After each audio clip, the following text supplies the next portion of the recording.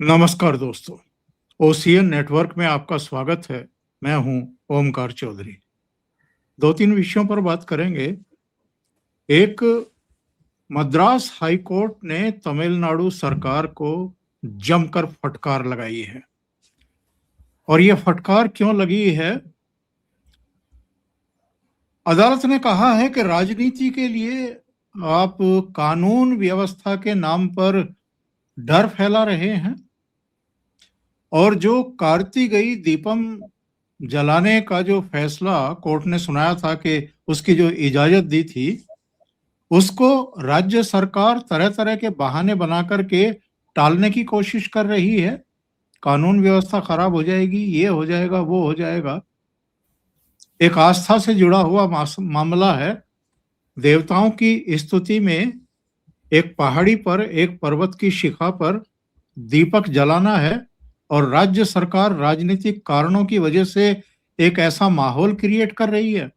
एक तो हम जरा इस पर बात करेंगे कि तमिलनाडु सरकार इस तरह की हरकतें क्यों कर रही है। दूसरे, जरा ये भी जानने की कोशिश करेंगे कि सुप्रीम कोर्ट ने, जिसके बारे में कहा जाता था कि भाई सरकार तो हमारी है लेकिन सिस्टम उनका है, ये हम बहुत समय से सुनते आ रहे हैं। लेकिन इधर हम देख रहे हैं कि अदालतों ने मेरिट पर अब फैसले लेने शुरू किए हैं, और दो लोग जिन्होंने दिल्ली ही नहीं बल्कि पूरे देश में अराजकता फैलवाने की कोशिश की थी 2020 में, जब डोनाल्ड ट्रंप पहले कार्यकाल में अपने परिवार के साथ दिल्ली पहुंचे थे। आपको याद होगा, दिल्ली में दंगे हुए थे। उन दंगों में बाकी लोगों के साथ साथ उमर खालिद और शर्जिल इमाम के भी नाम आए थे, और अब उन पर गंभीर धाराएं लगी हुई हैं। 5 साल से वो तिहाड़ में हैं। सुप्रीम कोर्ट तक मामला पहुंचा था उनकी जमानत का। सुप्रीम कोर्ट ने उनको जमानत देने से न केवल इनकार किया, बल्कि उनके वकील कपिल सिब्बल से कहा कि 1 साल तक अब आप दोबारा जमानत की अर्जी नहीं लगाएंगे। निचली अदालत में जाइए, वो मेरिट पर इसमें फैसला करेगी, लेकिन हम जमानत नहीं दे रहे हैं क्योंकि बेहद संगीन आरोप हैं। इधर कांग्रेस के नेताओं के कुछ और बोल बिगड़े हैं, उन पर भी जरा चर्चा करेंगे। सीधे जुड़ लेते हैं भाऊ तोरसेकर जी के साथ, और उन्हीं से चीजों को समझने की कोशिश करते हैं। भाऊ प्रणाम, नमस्कार, बहुत स्वागत है आपका। भाऊ, मद्रास हाई कोर्ट ने फटकार लगाई है स्टालिन सरकार को, और मसला संवेदनशील बना दिया गया। उतना संवेदनशील था नहीं। वहां पर लगभग व्यवहार वैसा ही किया जा रहा है जैसा पड़ोसी देशों में हो रहा है।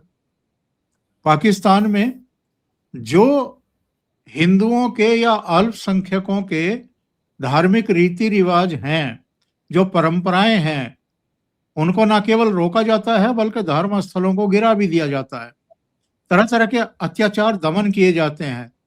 अपने ही देश में ये सब भुगतना पड़ रहा है, तमिलनाडु हो, चाहे पश्चिम बंगाल हो, या कुछ दूसरे स्टेट हो। नहीं, इसका कारण हमारी जो क्या बोलते हैं उसको सहनशीलता है, इसका भी हमने अतिरेक किया है, तो परिणाम तो हम तो भुगतेंगे ना। यहाँ भी मुस्लिम अल्पसंख्यक है, क्रिश्चियन अल्पसंख्यक है, उन पर अगर थोड़ी भी आंच आती है तो वो चिल्लाना शुरू करते हैं। हम में से बहुत सारे लोग उनका साथ देते। तो अगर पाकिस्तान में हो, बांग्लादेश में हो, या यहां भी हो, अगर हिंदुओं पर थोड़ी भी आंच आ जाए तो हमारे बुद्धिजीवी हमारे साथ खड़े होते नहीं। तो हमारे सबसे पहले दुश्मन जो है वो हमारे सेक्युलर बने हुए बुद्धिजीवी हमारे दुश्मन है, ना कि अल्पसंख्यक है। हमको ये बोलना पड़ेगा। ये कोर्ट क्या करेगी, कानून क्या करेगा, वो छोड़ दो, वो बाद की बात है।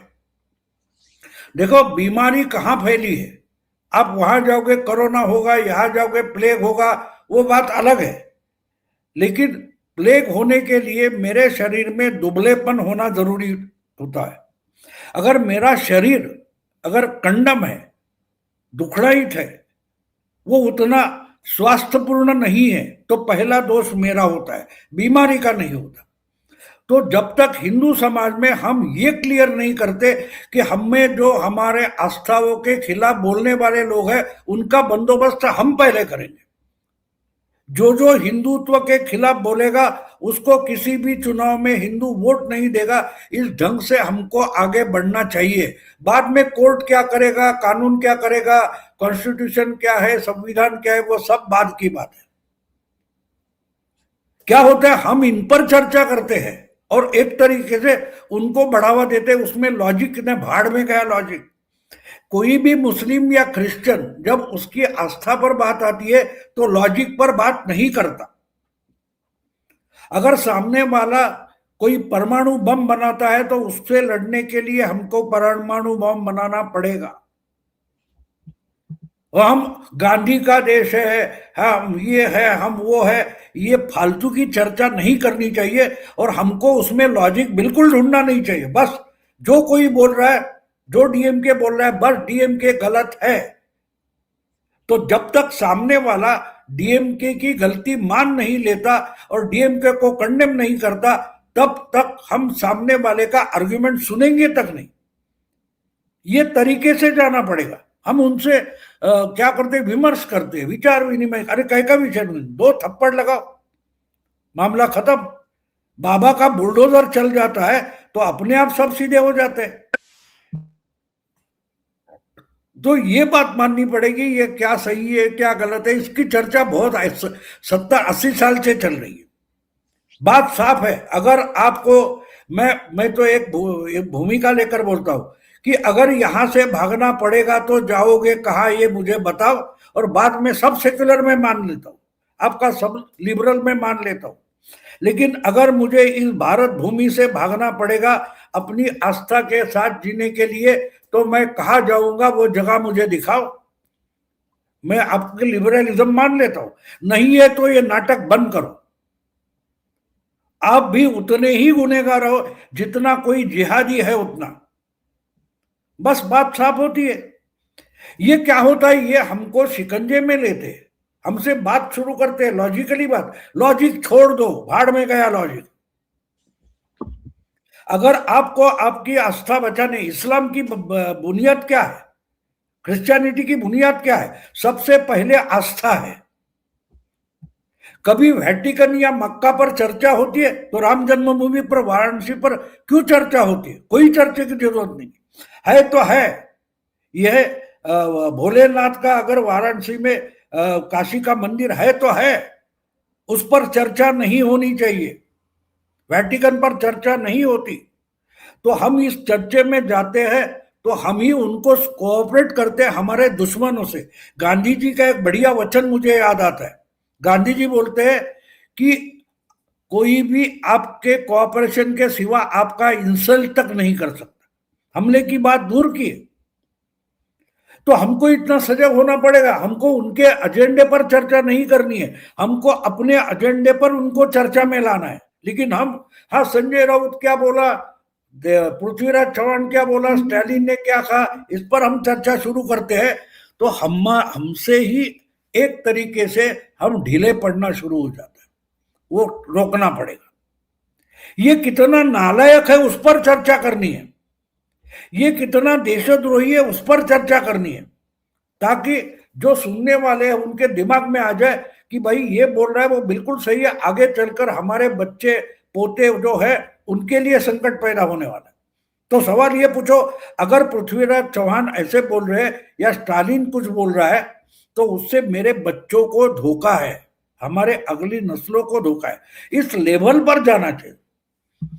वो कॉन्स्टिट्यूशनल है, कानूनी है या सही है, छोड़ दो बात। आहिस्ता आहिस्ता आम जनता उस पर आ रही है। फक्त सिर्फ बुद्धिजीवियों का प्रॉब्लम है।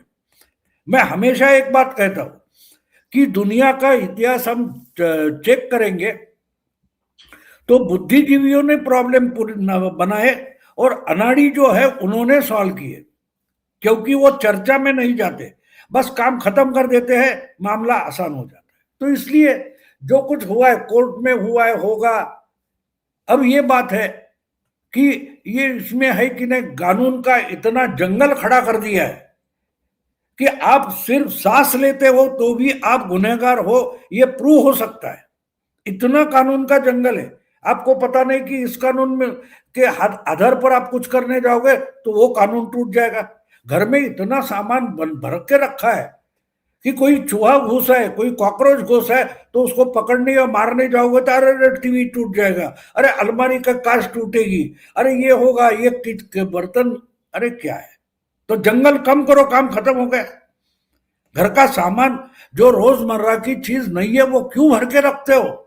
और फिर हमको ही रहने को जगह कम हो रही है, अरे होगी नहीं तो क्या होगी, आपने कचरा भर के रखा है घर में। तो ये जो हमारी व्यवस्था बनी है ना, वो वैसी बनी है, वो समस्या है, हमें वो समझना पड़ चाहिए। और मेरा ख्याल है कि मोदी, शाह, योगी, देवेंद्र ये अपने तरीके से काम कर रहे, हमको उनको बढ़ावा देना चाहिए। जो कुछ कर रहे हैं, हमको कुछ समय के लिए लगेगा कि अरे भाई ये तो गलत हो रहा है, तो हमसे ज्यादा वो कर रहे हैं ना, हम तो कर नहीं रहे, हम खाली बकवास कर रहे हैं। तो अगर वो कुछ काम कर रहे हैं तो वो नाउम्मीद ना हो, उसके लिए प्रयास करने चाहिए। सुप्रीम कोर्ट के फैसले को आप कैसे देखते हैं, जिसमें उमर खालिद और शर्जिल इमाम की जो याचिका थी जमानत की, वो खारिज भी की और खरी खरी सुनाई भी। किस किस को सुनाई? कपिल सिब्बल थे, अभिषेक मनु सिंघवी थे, सिद्धार्थ दवे थे, कई जो चेहरे हमें दिखाई देते हैं, सलमान खुर्शीद भी थे। और ये सब बचाव किनका कर रहे थे? जो दिल्ली दंगे के आरोपी हैं और 5 साल से तिहाड़ में बंद हैं। इन बस पर यही, बहुत बस बस बस बस बस एक मिनट, आपने जो कहा वो आप ही थोड़ा समझ लो, आप थोड़ा समझ लो। सुप्रीम कोर्ट ने क्या कहा कि पिछले 4-5 साल से मैं ये बार बार सुन रहा हूं, अगले 1 साल मुझे आपकी दलील सुननी ही नहीं है, लेकिन भाऊ को सुनिए, ओमकार चौधरी को सुनिए, संजय दीक्षित को सुनिए, लाइन पर कैसे सुप्रीम कोर्ट आ गई। अरे बार बार वही बात बोल रहे हो तुम, नहीं सुनिए, अगले 1 साल मेरे दरवाजे पर आना नहीं। इस निर्णय तक सुप्रीम कोर्ट क्यों आया है सोचो, उसके पीछे का लॉजिक समझो। उनको मालूम है ये नालायकों का समर्थन करने आएंगे, तो इनके लिए 1 साल के लिए दरवाजा बंद करो। तो हम भी तय कर सकते हैं कि कोई जो देश के खिलाफ बोलेगा तो उसके बारे में 1 साल हम चर्चा नहीं करेंगे। क्या हम कर सकते हैं? नहीं करेंगे। हम बोलेंगे सुप्रीम कोर्ट को करना चाहिए, हम बोलेंगे मोदी को करना चाहिए, और हम क्या करेंगे? हम चर्चा करेंगे। ये गलत है। मैं मानता हूं कि जो अच्छे काम हो रहे हैं उसकी तरफ हमको मुड़ना चाहिए, निगेटिविटी से बाहर हमको भी निकलना जरूरी है। ये अच्छी बात है, सुप्रीम कोर्ट ने किया तो सुप्रीम कोर्ट इस निगेटिविटी से बाहर निकली कि भाई ये सारी है तो कितनी लंबी है, इसका पल्लू कहां से है, ये सब चर्चा क्यों शुरू की जाती है? अगर इस पर जाओ नीचे के कोर्ट में, जल्दी से तारीख निकालो, उसका अगर वो इनोसेंट है तो प्रूव करो, जमानत के लिए मत आओ। और ये दलीलें मेरा ख्याल है कम से कम 50 बार तो ये खालिद के लिए गए कोर्ट में, तो उनका मुनकर एक पट्टी लगा दी। तो इससे हमें सीख लेनी चाहिए। सुप्रीम कोर्ट ने क्या किया है, उस ऑर्डर में मत जाओ, उस ऑर्डर का मायने समझो। मैं मानता हूं कि वो उस ऑर्डर से क्लियर कर दिया कि 1 साल में ये आपका बकवास हमें सुनना नहीं है। पूरी मीडिया में पिछले 10-15 साल में एक बड़ा बदलाव अगर आ गया तो आहिस्ते आहिस्ते टीआरपी खत्म हो गई है। प्रिंट मीडिया का पेपर लोग पढ़ना बंद हो गए। क्यों बंद हो गए? क्योंकि लोगों को मालूम है वही रवीश कुमार, वही कोई और अंजुम फंजुम जे बोलेंगे, बस तंग आ चुके, बस इनका सुनना नहीं। तो उस मीडिया हाउस के चेयरमैन वगैरह कौन है, उनको धक्का मारकर बाहर निकाल दिया। लेकिन हमें इसमें इंटरेस्ट क्यों होता है ज्यादा? इससे भी बहुत ज्यादा, मैं अभी पहले आपसे बात कर रहा था, वही पृथ्वीराज चौहान जैसा हमारे पूर्व मुख्यमंत्री है महाराष्ट्र के, बहुत ज्ञानी, होशियार, पढ़ा लिखा है, लेकिन उसकी लाचारी देखो। जो कुछ 19 दिसंबर को भारत का प्रधानमंत्री बदलेगा, मराठी होगा, अब बोल रहे कि वेनेजुएला जैसा मोदी को उठा कर लेके जाएंगे। अरे वो बुद्धिमान है, ये इतना पागल जैसा बात नहीं करेगा। लेकिन पृथ्वीधर ऐसी बात इसलिए कर रहा है कि उनको भी पता है अगर पागल जैसा कुछ नहीं बोलेंगे तो मीडिया उठाएगा नहीं। आजकल का मीडिया के चर्चा विमर्श हम देखते हैं तो ऐसा लगता है कि भाई निगेटिव बोलो, गलत बोलो, पागल जैसा कुछ बोलो तो बस वो मुद्दा बन जाता है। अब कल की बात है, मेरा एक मराठी में हमारे दूसरे है उनका उसका पॉडकास्ट हो रहा था। मैंने बोला हरून खान का बीजेपी क्यों बोले?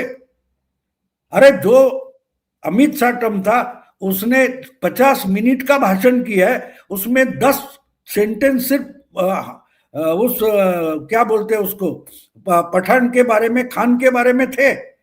लेकिन 50 मिनट में आपने 50 सेकंड का वो उठाया और वही न्यूज करके दिखा रहे। तो उसको अगर पब्लिसिटी चाहिए तो उस खान पर बोलना पड़ेगा, क्योंकि बाकी मुंबई के लिए ब्लूप्रिंट क्या है, मुंबई में क्या डेवलपमेंट करेंगे, उसमें वो आधा घंटा बोला है, लेकिन आप तो उस पर नहीं बोलेंगे। तो कहने का मतलब मेरा ये है कि हमको भी इनकी तरफ पीठ दिखाना जरूरी है, ना इनको सीरियसली लेना है। बंद करो इन पर चर्चा। राहुल गांधी क्या करते हैं? अब आज अभी अभी मैंने किसी एक यूट्यूबर का ये देखा, जो मोदी नहीं कर पाए वो राहुल गांधी कर पाए। क्या किया? तो ट्रंप को कुछ धमकी दी वगैरह वगैरह। अब बात यह है कि राहुल गांधी ने 50 करोड़ का चेक दे दिया, उसके खाते में पैसे हैं। अगर मोदी देता है चेक तो उसका पैसा निकलेगा 50 करोड़। राहुल गांधी अगर ब्लैंक चेक भी दे दे तो उसका कोई मतलब है नहीं। लेकिन वो चेक लेकर अगर हम घुमाएंगे तो हम भी आहिस्ता आहिस्ता मजाक का कारण बन जाएंगे। तो सुप्रीम कोर्ट का जो आपने बताया, तो मैं मानता हूं कि सुप्रीम कोर्ट की अकल ठिकाने आई या वो भी तंग आ चुके। बस भाई, उमर खालिद से भी ज्यादा बहुत 70,000 केसेस पड़े हुए हैं, हम वो सुन नहीं पा रहे। तो अगले अक्सर पूरा साल आप लोग नहीं आने चाहिए। तो बस ये एजेंडे से निकाल दो, चर्चा की एजेंडे से अगर हम उनको निकाल देते हैं, आम जनता ने तो निकाल दिया है तो हमको भी निकालना पड़ेगा। और वही मैं मानता हूं सुप्रीम कोर्ट ने सिब्बल को क्या बताया छोड़ दो, हमको भी कुछ बताया, तो वो हमको समझना चाहिए। मैं हमेशा बोलता हूं कि दूसरे को अगर सबक मिलता है तो हमको भी उससे सीखना जरूरी होता है। बहुत सारी चीजें। हाँ बोलिए। सुप्रीम कोर्ट और ये हाई कोर्ट बदल क्यों रहे हैं? पब्लिक में भी, मीडिया में भी ये बात तो लगातार कही जा रही थी कि कॉलेजियम सिस्टम की वजह से तमाम तरह की बुराइयां आ गई हैं, या इनमें एक खास विचारधारा के जजेस भरे हुए हैं, वो उसी विचारधारा से प्रेरित होते हैं और उसी विचारधारा से प्रेरित होकर के गलत फैसले देते हैं। इन्हीं लोगों ने ऐसे बहुत सारे फैसले दिए हैं जिसको क्रिटिसाइज किया गया है। अब आकर के अगर हम ये मान रहे हैं कि सद्बुद्धि आ गई है सुप्रीम कोर्ट को या हाई कोर्ट को, जो मद्रास हाई कोर्ट ने कहा या जो सुप्रीम कोर्ट ने कहा, तो ये बुनियादी अंतर क्यों दिखाई दे रहा है इनकी अप्रोच और सोच में? नहीं, ये समय का बदलाव है। देखो आज धोतिया कितनी दुकान में मिलती है, तो वो बदलाव आ गया? नहीं, बदलाव आ गया।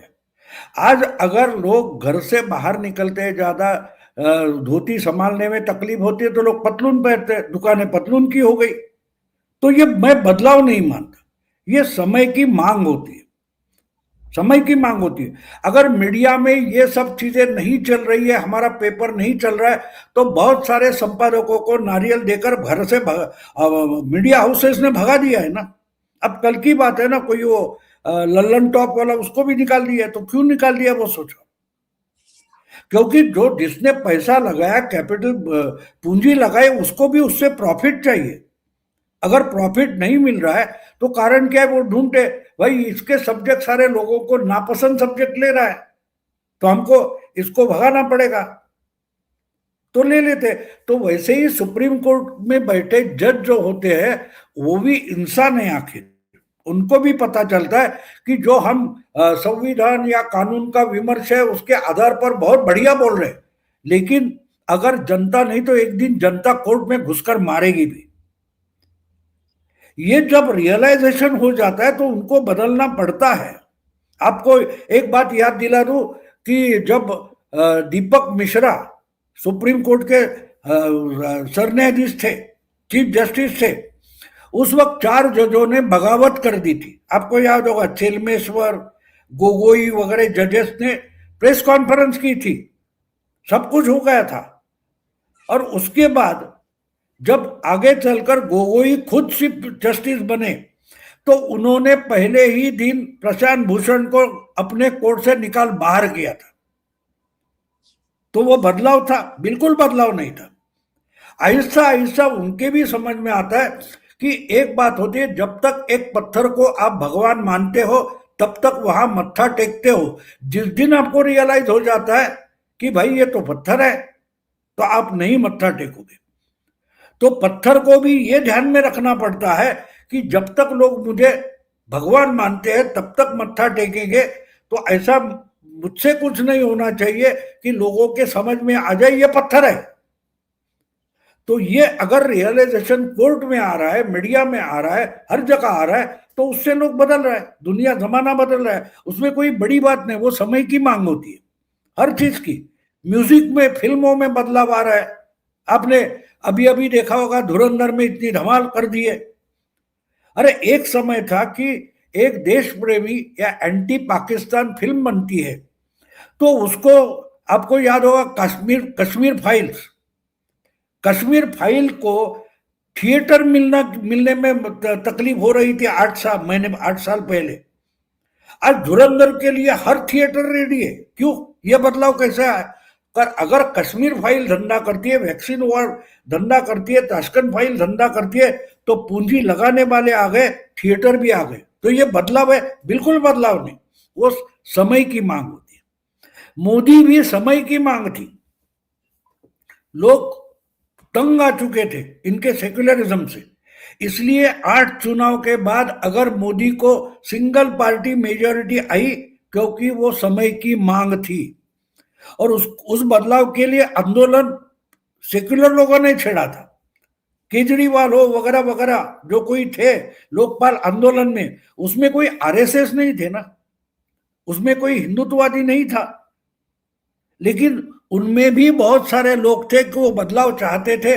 और लोगों को जब वो बदलाव की आहट दिखाई दी कि मोदी जैसा प्राइम मिनिस्टर हो सकता है, तो मोदी ने लोगों ने वो अवसर लपक लिया और मोदी को सिंगल पार्टी मेजॉरिटी 2 बार दी।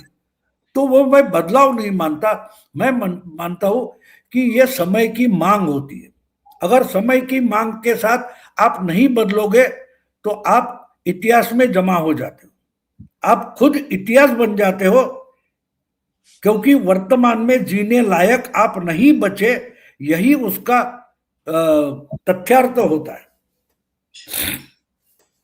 भाव थोड़ी सी चर्चा जरा आखिर में बीएमसी और दूसरे जो नगर निगम के चुनाव हो रहे हैं उन पर कर लें।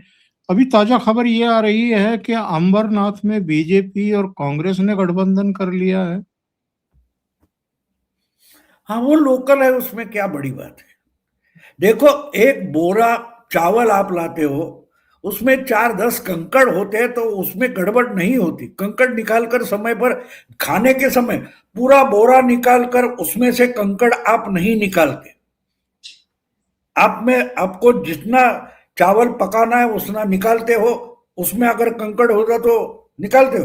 पूरा बोरा जो है वो साफ करने की पहले दिन आप कोशिश नहीं करते। ये जिंदगी की क्या बोलते हैं उसको, फ्लेक्सिबिलिटी होती है कि अरे तुमने एक बोरा चावल रख के रखे, उसमें तो मुट्ठी भर कंकड़ हो गए भी, अभी तक साफ नहीं किए। ये नहीं होता, इसको फ्लेक्सिबिलिटी बोलते हैं। तो एक अभी अभी आपको याद होगा कि 228 नगर पालिका नगर परिषद के चुनाव हो गए। पूरे महाराष्ट्र का जितना वोटिंग है उसमें देख कुछ 30-40 लाख भी वोटर उसमें नहीं है। यानी पूरे महाराष्ट्र की जो पॉपुलेशन है उसमें 1% में 1% में 1% भी पॉपुलेशन नहीं है। वहां कांग्रेस और बीजेपी एक साथ हो गए, अरे बाप रे, भूकंप ही हो गया। ये जो तरीका है खबरें फैलाने का, तो बाकी जगह क्या है? मुंबई में, अकेले मुंबई में 1 करोड़ से ज्यादा वोटर है। और ये जो क्या बोले आप, अमरनाथ वगैरह जो कुछ है, वहां 1 लाख वोटर भी नहीं है। महाराष्ट्र में 6-7 करोड़ वोटर है, उसमें अगर 70-80 हजार वोटर है, वहां एक कुछ ऐसा हो गया तो पूरा बीजेपी पर ब्लेम करो। लेकिन ये लोकल मामला है। देवेंद्र फडणवीस का बयान आ गया कि हम अपने पार्टी के जिन नेताओं ने ये खेल किया है उनके खिलाफ कार्रवाई करेंगे। बिल्कुल कि करेंगे। वहां पर 27 पार्षद चुने गए थे शिवसेना के, बीजेपी के 14 चुने गए थे, कांग्रेस के 12 चुने गए थे, एनसीपी के 4, इंडिपेंडेंट 2, 60 का सदन है, 31 सीटें चाहिए वहां मेयर बनने के लिए। और कांग्रेस के लोकल और कांग्रेस के बीजेपी के लोकल ने हाथ मिला लिया, बाकी लोगों से गठबंधन कर लिया और शिवसेना 27 सीट अकेले हासिल करने पर भी टापती रह गई। तो अब हालत ये है कि देवेंद्र फडणवीस का बयान आ गया है कि हम ये खेल नहीं होने देंगे।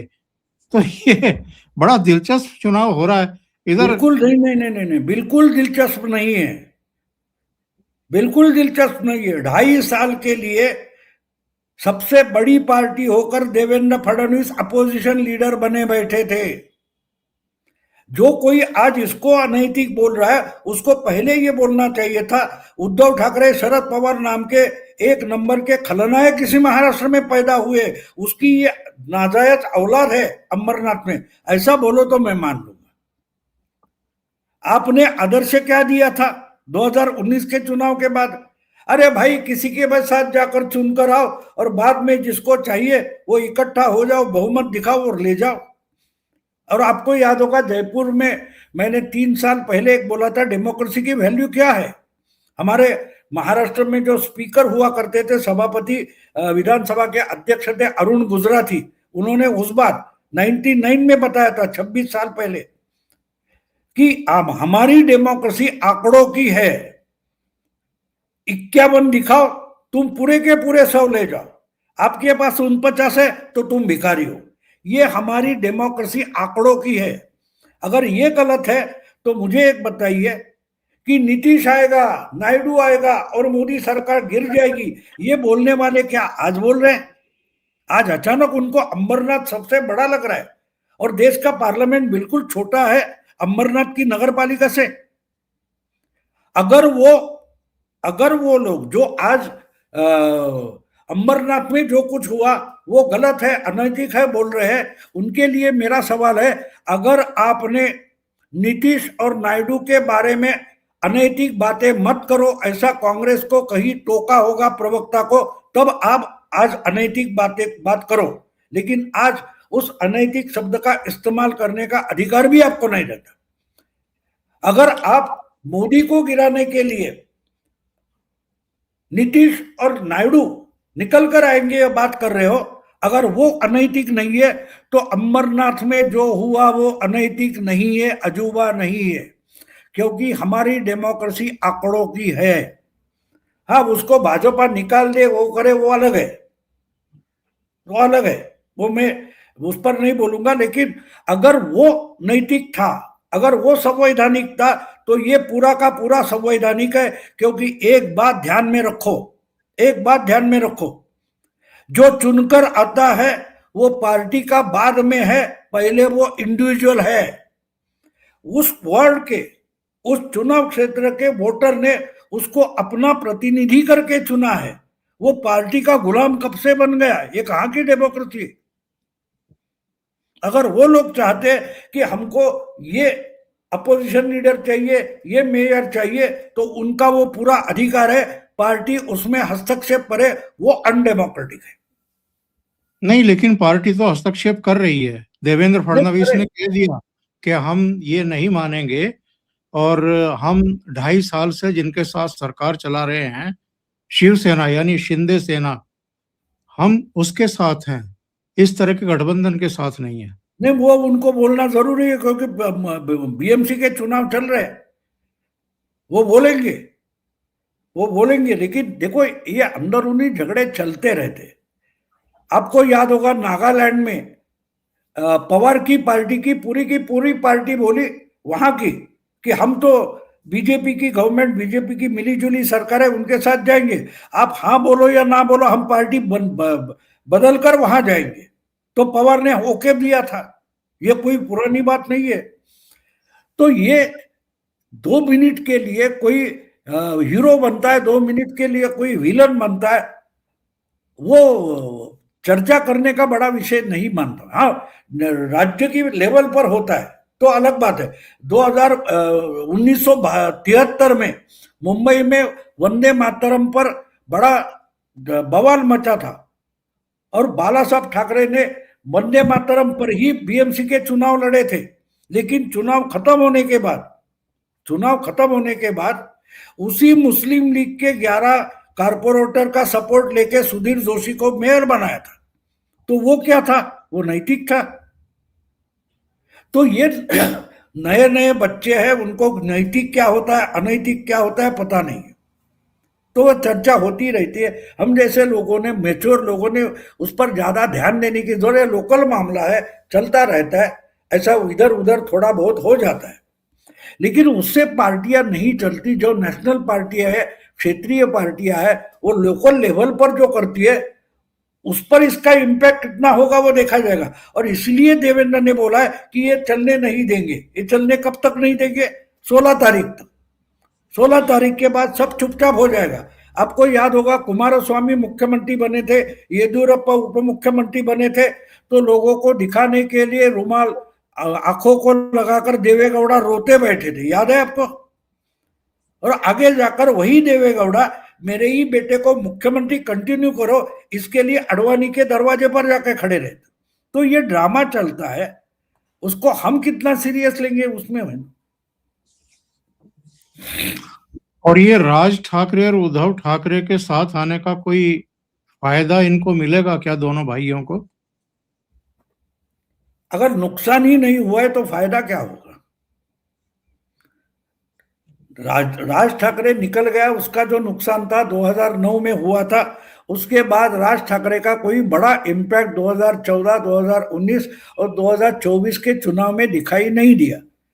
तो अगर नुकसान भी नहीं हो रहा था, और 3 साल पहले तो आदित्य ठाकरे ही बोला था जो पार्टी खत्म हो चुकी है उस पर मैं रिएक्ट क्यों हो जाऊं, और आज उसके ही पैर पकड़ने गए कि भाई हमारे साथ आ जा। तो उसका कोई फर्क नहीं पड़ने वाला।